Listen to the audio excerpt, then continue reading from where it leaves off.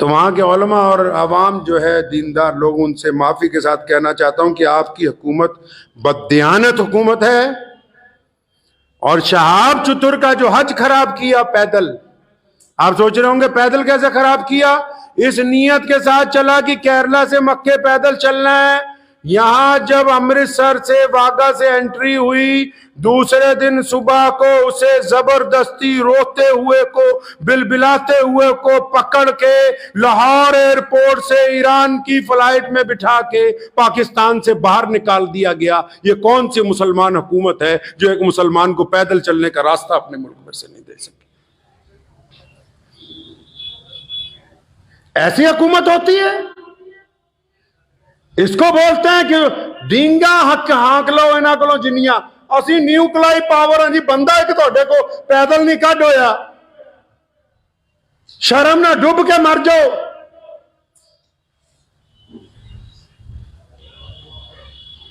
कितना करम है। मैं आप ये देखें, हम इस मुल्क में, अलग बात है जो फिरका परस्त कुछ कहते हैं, और जब कहते हैं तो उलमा उसका जवाब देते हैं, अदालतें उसमें इंसाफ करती हैं, लाखों लोग मुसलमान नमाज पढ़ते हैं, सजदे करते हैं, इज्तिमा होते हैं, एक मुसलमान को पैदल रास्ता नहीं दे सके।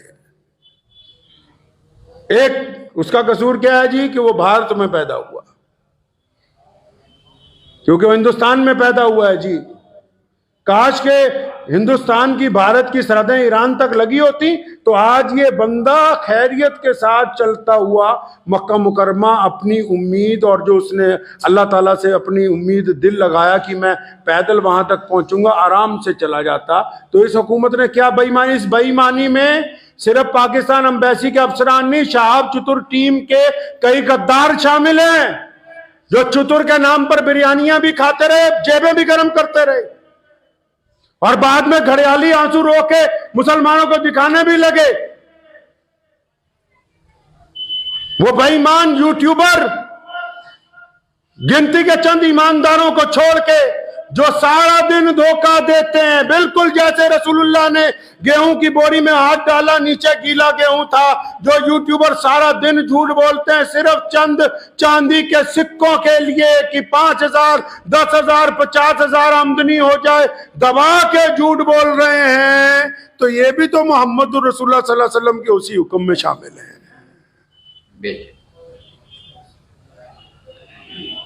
धोखा किया उस मजलूम के साथ, यहां से कहा कि तुम्हें वीजा दे दिया है, और उस धोखे में शहाब चतुर टीम के लोग, हम जाएंगे अभी पंजाब पुलिस के डीजीपी के पास, जिन्होंने धोखा दिया वो ये ना समझे कि वो बख्शे जाएंगे।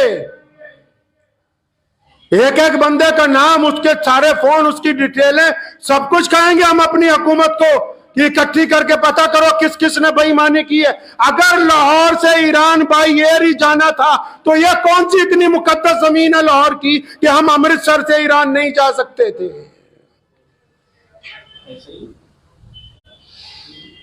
वहां कौन से बहुत बड़े मुहद्दिस बैठे हुए थे लाहौर के अंदर जिन्होंने उसे उठा के जहाज के अंदर बिठा दिया? आज भी यूट्यूबर झूठ बोल रहे हैं जी, सुभान अल्लाह माशाअल्लाह। वो बताओ कि रो रहा है, बताओ कि बिलख रहा है, बताओ कि उसकी उम्मीदों पर पानी फेरा गया, बताओ कि उससे बेईमानी की गई, बताओ कि शहाब चतुर को धोखा दिया गया, क्यों नहीं बोलते? एक मुसलमान के साथ बेईमानी, पूरी दुनिया के मुसलमानों को धोखा, फिर ये कहना जी असी तो मुसलमाना दी सरकार है। लानत है ऐसी सरकार के ऊपर। काफिर और कहते किसको है जी?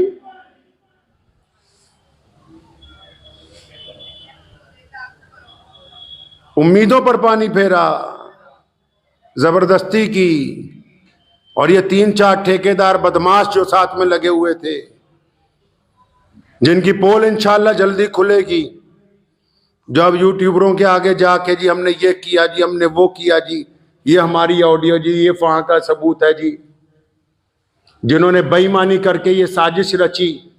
क्यों भेजा हमारे मुल्क के एक आदमी को धोखे से पाकिस्तान? अगर उसने रास्ता देना ही नहीं था, अगर वो उसको पैदल ताफ्तान तक पहुंचा ही नहीं सकते थे, अगर वो अपने मुल्क में, हमारे मुल्क में 3,000 किलोमीटर चला वो बंदा केरला से लेकर अमृतसर तक, कदम कदम पर तमाम मजहबों के लोगों ने, मुसलमानों ने तो करना ही करना था, तमाम रियासतों की हुकूमत ने इस बात का ख्याल रखा कि चतुर आराम से गुजर जाए, चतुर को तकलीफ ना हो कि एक बंदा हज करने के लिए जा रहा है, तुम उसको चंद किलोमीटर अपने मुल्क में चलाने के बाद ज्यादती करते हो और फिर ये कहते हो कि हम मुसलमान हैं।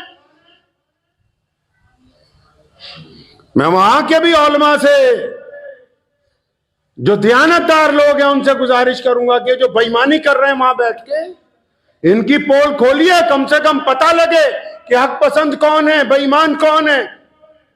हालांकि जिस अंदाज से लाहौर के लोगों ने उसका इस्तकबाल किया वो बताता था कि अवाम के दिलों में मोहब्बत है, लेकिन जिस अंदाज से वहां की हुकूमत ने उससे ज़बरदस्ती करके उसे अपने मुल्क से निकाला, ये साफ तौर पे ये बात वाज़ेह है कि वो एक कमज़ोर हुकूमत है। उन्होंने अपने मुल्क को कमज़ोर किया, अपने मुल्क के अवाम की ख्वाहिशात की तकमील की परवाह नहीं की, और एक हज पे जाने वाले के साथ बेईमानी की गई, धोखा किया गया है।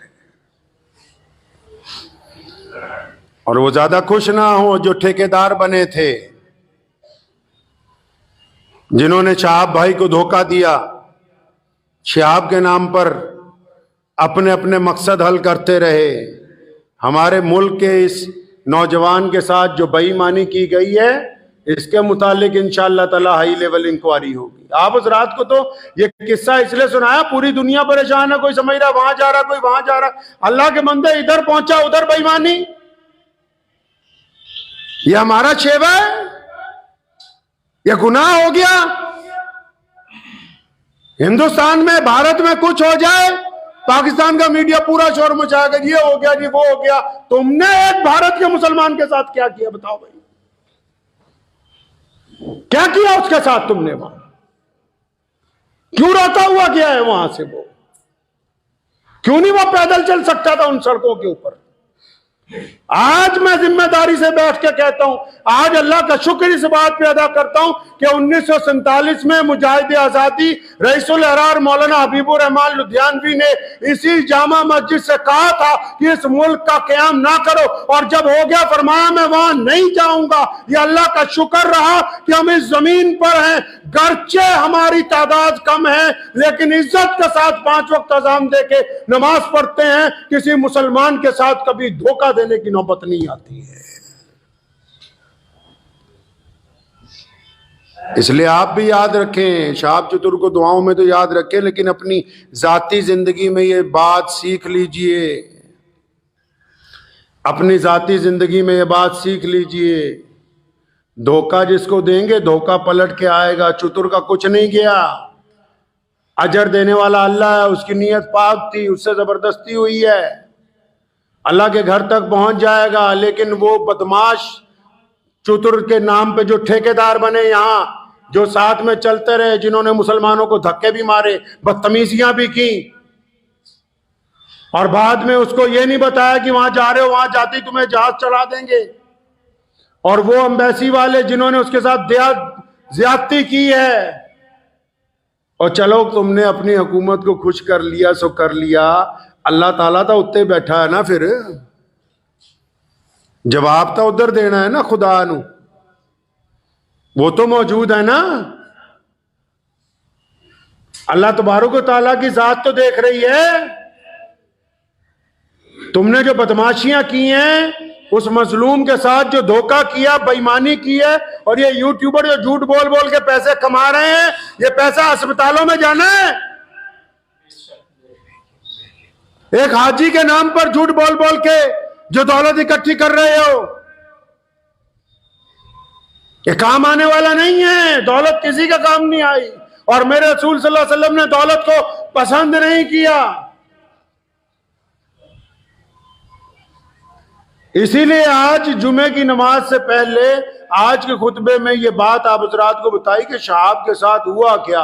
वो ईमानदारी के साथ चला, पड़ोस के मुसलमान मुल्क ने एक मुकद्दस सफर को बेईमान बना दिया, एक मुकद्दस सफर पर दाग लगा दिया। कभी कहा कि लेटर ले आओ, कभी कहा ईरान का वीजा ले आओ, कभी कहा आज चलेंगे कल चलेंगे। साथ में जितने लगे हुए थे खाने पीने वाले, उनकी तो मौज लग गई,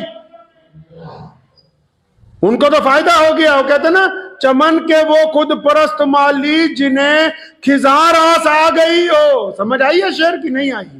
कहता जो चमन होता है ना बागीचा, तो कोई बागीचा जब उजड़ जाता है ना, उसमें एक माली रहता है देखभाल के लिए, उसमें एक माली होता है। चमन के वो खुद परस्त माली जिन्हें खिजार आस आ गई हो, मतलब एक बाग है बहुत बड़ा उजड़ गया, तो उसका जो देखभाल करने वाला है ना, वो कहता है भी इतना फल तो दरख्त से आ रहा है रोजाना हर सीजन में कि मेरा गुजारा हो रहा है। अगर ये बाग ठीक हो गया तो लोगों को फायदा होगा, बाग ठीक हो गया तो मालिक को फायदा होगा।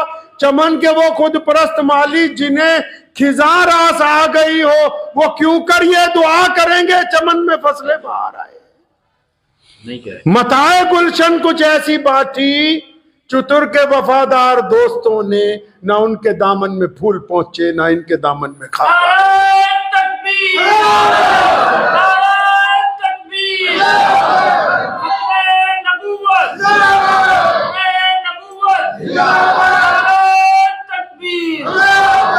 तो बस आप इस रात से ये गुफ्तगू करनी थी जो आज धोखा दिया गया।